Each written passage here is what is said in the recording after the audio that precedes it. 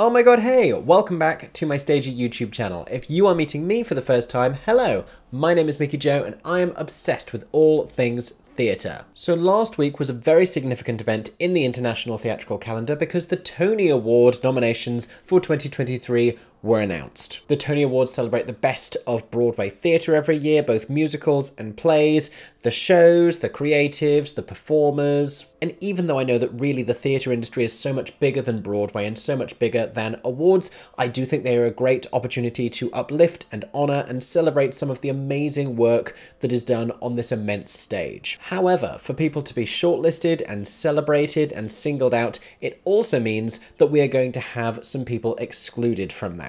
In other words, for every nomination there is also a snub. So after last week I reacted live to the Tony Award nominations and got very excited for a few individuals, today we are going to talk through who was excluded from that list, who was snubbed for a 2023 Tony Award nomination. Some of these shocked me, like some were completely egregious.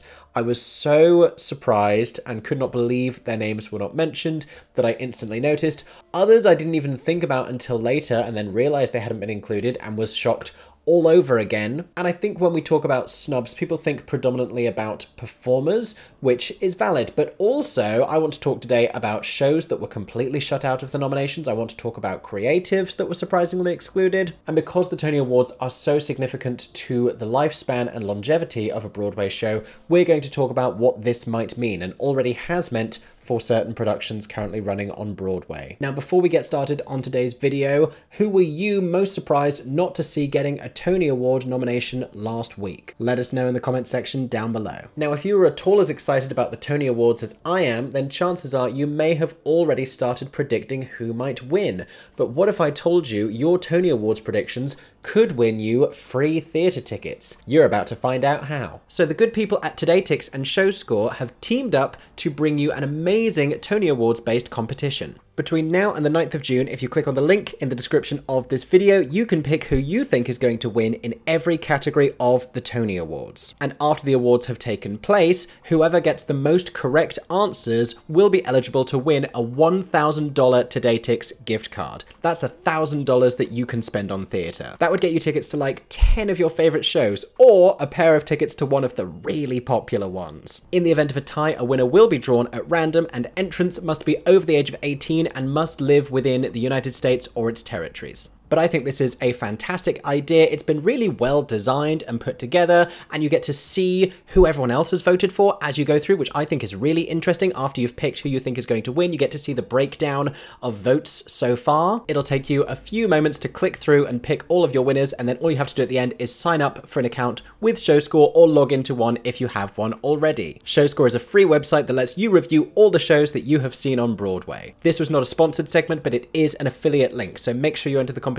by clicking on the link in the bio. And I wish you all the best of luck. Now, if you enjoyed today's video, make sure to subscribe to my theatre-themed YouTube channel. I will be making many more videos about the Tony Awards, including my thoughts and predictions on who should win and who actually will win. That is coming closer to the event. For now, let's talk about who was snubbed at the 2023 Tony Award nominations.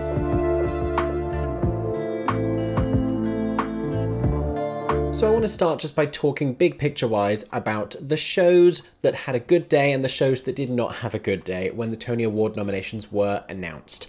Obviously, some of the big shows like Some Like It Hot and Shucked and Kimberly Akimbo, people expected them to have a great day and they had a great day. Then you have a show like New York, New York. After the opening night reviews, people maybe weren't expecting them to get so many nominations, or perhaps they were, because in the other awards nominations that were leading up to the Tonys, I'm talking about the Outer Critics Circle, I'm talking about the Drama League, I'm talking about the Drama Desks, New York, New York was still picking up a heavy amount of nominations. I will say briefly, this does not surprise me about this show, because even though I do understand the criticism of it all, and I kind of agree with the reviews that came out, I also think that the individual elements, the performances, the design elements were all stunning and very worthy of being recognized. Some other shows that people weren't necessarily expecting to get nominations that did were some of the already closed productions. In particular, K-pop had a much better day than anyone was perhaps expecting them to. In terms of the revivals, Sweeney Todd and Parade both picked up a lot of nominations, Camelot picked up a fair few, and Into the Woods perhaps surprised people that it had lingered enough in nominators' minds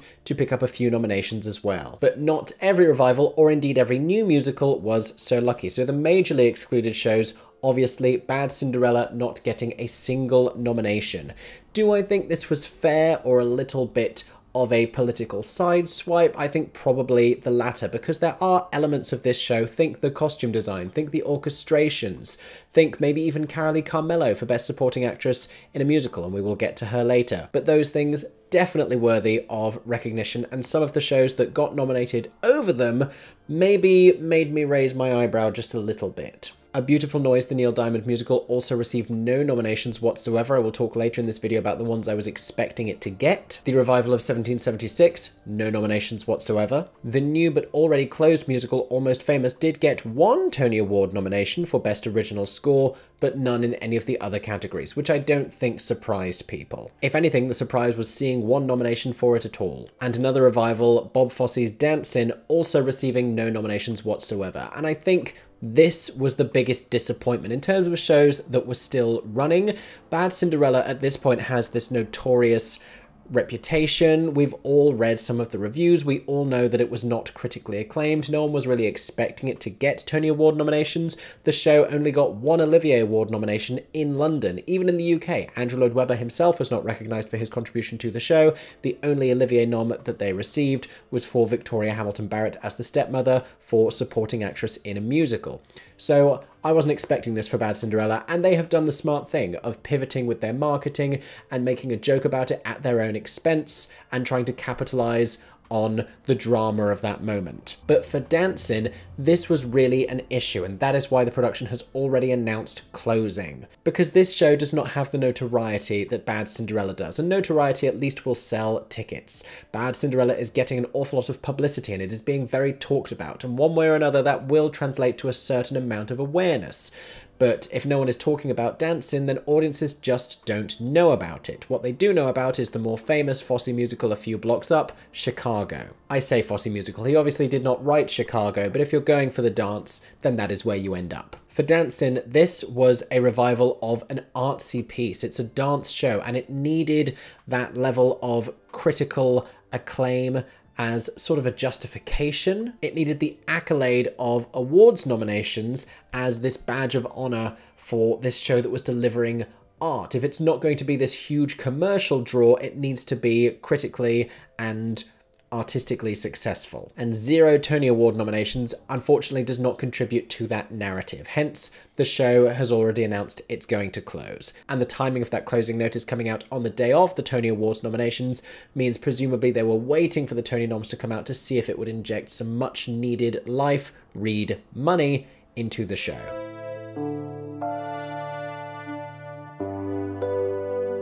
Meanwhile, for plays, Leopoldstadt had a great day. Susan Laurie Park's Top Dog Underdog had a great day. Fat Ham had a pretty good day. Ain't No Mo had a good day. And there were various other plays that picked up a few nominations. The revival of Death of a Salesman got some, but not all of the nominations people expected it to. A Doll's House picking up some nominations as well. And there were a few plays that had transferred from the UK that did well and got a few nominations, but not all of the nominations perhaps we would have thought that they might. I'm talking about Prima Facie, I'm talking about Life of Pi. And those were the two big award winners here in the UK. They were both Olivier Award-winning Best New Plays. Neither of them were even nominated for the Tony Award for Best New Play. But another UK transfer was Peter Pan Goes Wrong. This didn't pick up any, and it's less of an obvious awards baby as some of those other profound, hard-hitting and meaningful plays.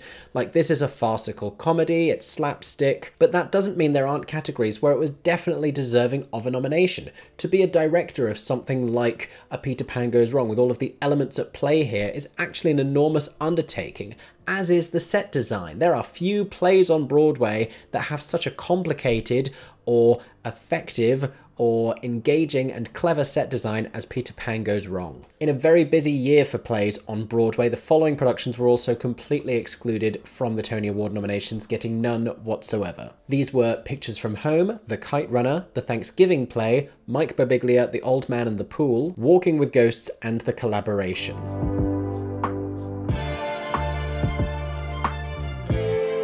So let's talk about some of the performances now. So I'm going to go back to musicals. Who wasn't nominated that we were expecting to see? Well, one of the first really big omissions was Anna Uzeli for Best Leading Actress in a Musical for New York, New York. She had been getting nominations for a lot of the other awards leading up to the Tony nominations, and she'd even been nominated for awards that Colton Ryan hadn't. So for it to then swap on Tony's day, he gets a nomination as the Best Leading Actor in a Musical for New York, New York, and she doesn't get one. That was a surprise, especially because in a year where leading actresses in musicals have been getting better reviews largely, there were only 5 leading actress nominees and 6 leading actor nominees. Now this isn't bias, this isn't misogyny, and it isn't political. This comes down to numbers. It means the votes were so tight it allowed for a 6th nominee in Best Leading Actor in a Musical. The way we get a certain number of nominees is all based on a lot of statistical rules. So it's nobody's fault, but it does kind of suck that Anna Uzeli couldn't break into that category as the 6th nominee, because she is giving a fantastic performance in New York, New York, show-stopping even. And it sucks because when she was part of the original Broadway cast of 6, the makeup of that show meant none of them were really able to get a Tony Award nomination because they share the weight of that show so evenly that there was no real emerging standout. Another 6 queen who wasn't nominated for that production and hasn't been nominated this season either is Adriana Hicks. She is currently starring in Some Like It Hot as Sugar, and even though 3 of her co-stars were nominated, Natasha Yvette Williams, J. Harrison G, and Christian Borle, Adriana did not get a nomination for her performance. And I don't think, for what it's worth, that her role is quite as meaty or showy as a lot of the other ones in this category. Listen, it's a stacked category for leading actresses in a musical this year, so she shouldn't take that to heart. But it certainly is a very endearing and talented performance she's giving in this show, and I think in any other year she would be getting a nomination. So it's sad to see her shut out of this category as well, especially because she also, when she was Catherine of Aragon, was not nominated for a Tony Award for 6. You also can't help but feel for Philippa Soo, who was in 2 eligible shows this season on Broadway and was eligible to be nominated in 2 different categories. As Cinderella in the Into the Woods revival, she could have had a nomination for Best Featured Actress in a Musical, and as Guinevere in the Camelot revival at Lincoln Center, she could have been nominated for Leading Actress in a Musical. As it stands, she didn't quite break into either category. More proof that it is a very stacked year for actresses in musicals. A leading actress who did get a nomination for her performance in Into the Woods was Sarah Bareilles. She got nominated for her performance as the baker's wife. Now, when Into the Woods first opened on Broadway, it was Joanna Gleason who won for playing the baker's wife in this category. It's a great part when you play it well. That being said, The Witch is also a great part, and it's sad for Patina Miller not to have been recognised for her performance in this revival. Meanwhile, I mentioned earlier that A Beautiful Noise, the Neil Diamond musical, didn't receive any nominations, and the one I was certain that they would get would be for Will Swenson. I was sure he would be nominated for Best Leading Actor in a Musical for playing Neil Diamond. These roles in biopic musicals, where performers play the artist that that musical is based on, think Jessie Mueller in Beautiful, the Carole King musical, think Stephanie J. Block in The Cher Show. These are so often awards bait. It happens with the Oscars as well, with things like Rami Malek in Bohemian Rhapsody. Not always do they win, but certainly a nomination seems very likely. So it was a surprise not to see Will's name in that category, especially with 6 other leading men making it into that one. And it has to have been a bittersweet day in the McDonald-Swenson household. Will is married to Audra McDonald, one of the most Tony Award nominated performers in history, in fact jointly the most nominated with her nomination this year for Best Leading Actress in a Play. If she wins this Tony Award, maybe they can share it. I had also been wondering if perhaps Andrew Burnap would break into this category for his performance as King Arthur in Camelot. Alas, no nomination for him either.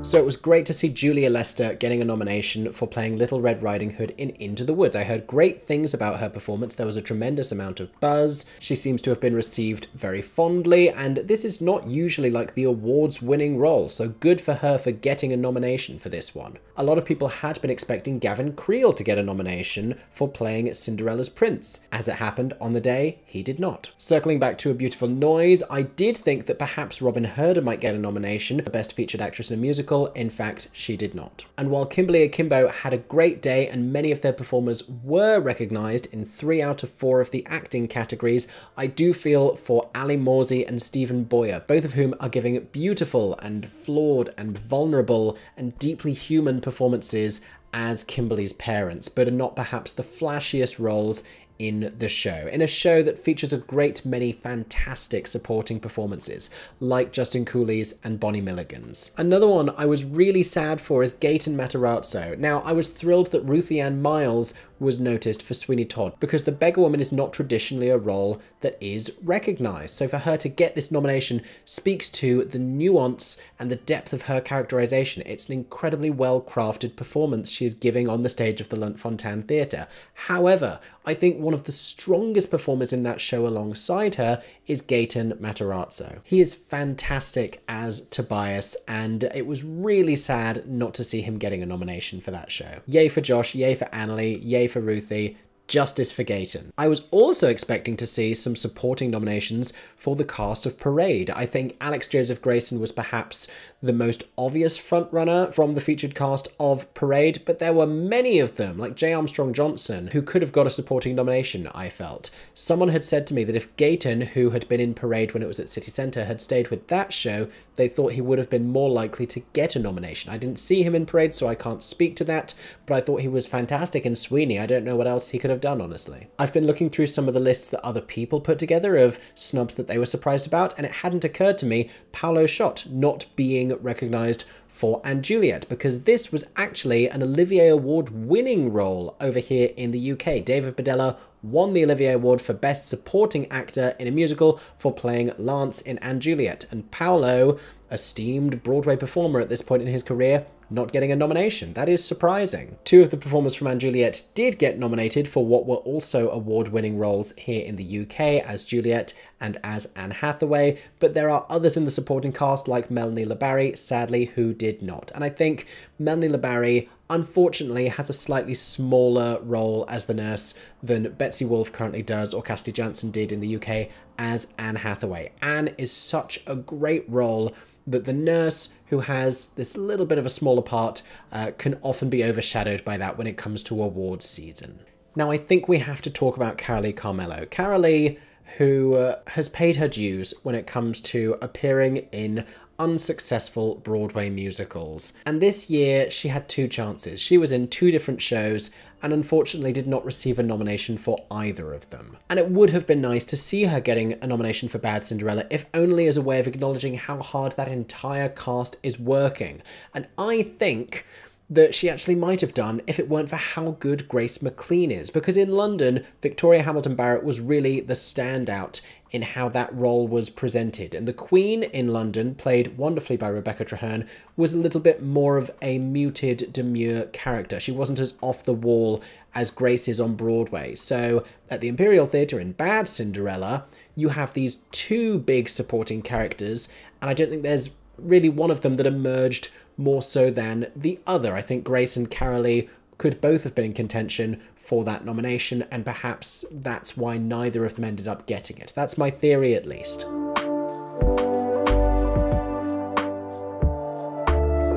Now let's talk about performances in plays. So I was stunned and devastated that Hiran Abesekera did not get a nomination for his leading performance in Life of Pi. Life of Pi, I was certain would be sweeping the Tony nominations, and they picked up a few in design categories, and they picked up one for Best Director, but they did not get Best New Play, and they did not get Best Actor, which are the 2 that I was really expecting that they would.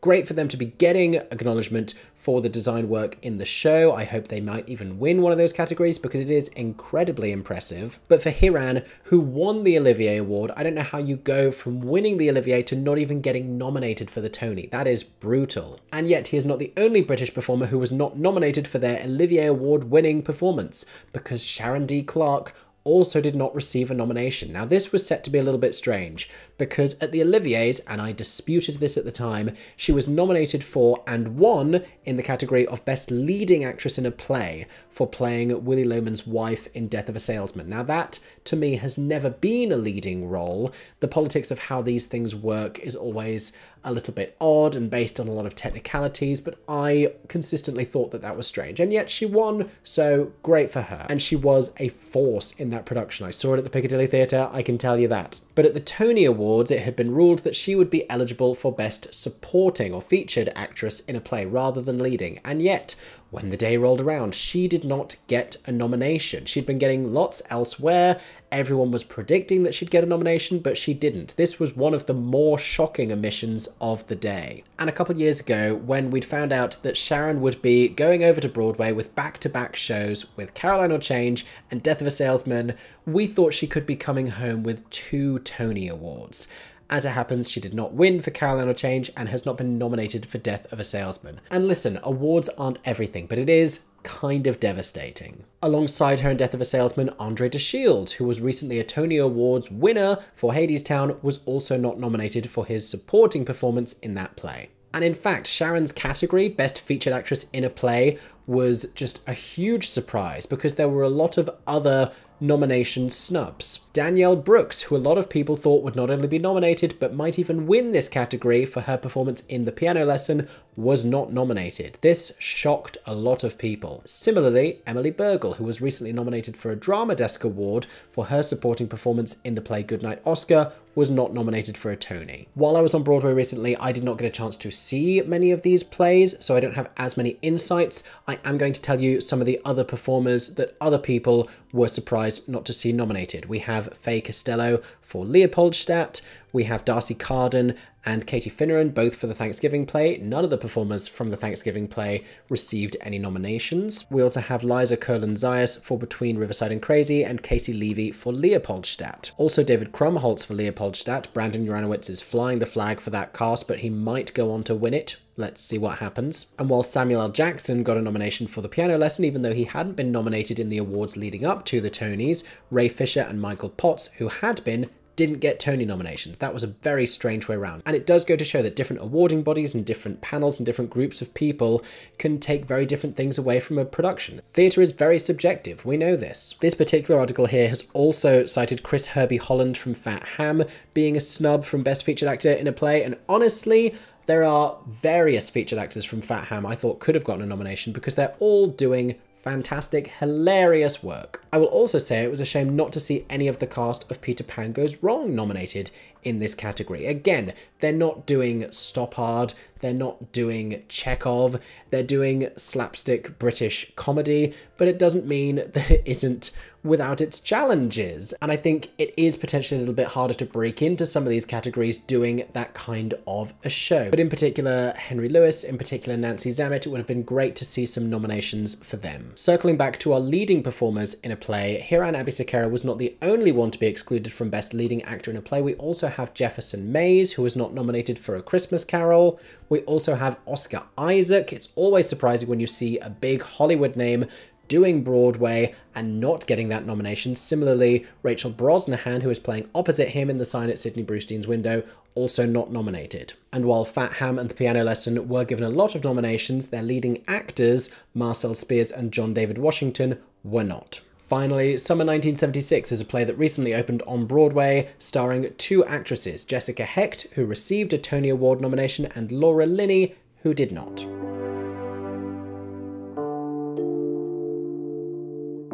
Now, while we're talking about individuals, Tony nomination snubs were not localized to actors. There were a couple of creatives who were not nominated that perhaps surprised people. So Susan Stroman is a huge name in the world of Broadway musical theatre. She was the director of The Producers, which was this huge Tony Award winning juggernaut. And while she was nominated this year for her show New York, New York, she was nominated only as choreographer. She was not nominated in Best Director of a Musical. Another big name who has been attached to a huge Tony Award winning show, Hamilton, is director Thomas Kail, who was not nominated for his work on the revival of Sweeney Todd. And one more thing I want to throw out there is so often we separate this idea of shows and people, but someone who did very well on nomination day was producer Sonia Friedman. Because she is attached to New York, New York, The Piano Lesson and Leopoldstadt, her shows picked up 17 Tony Award nominations.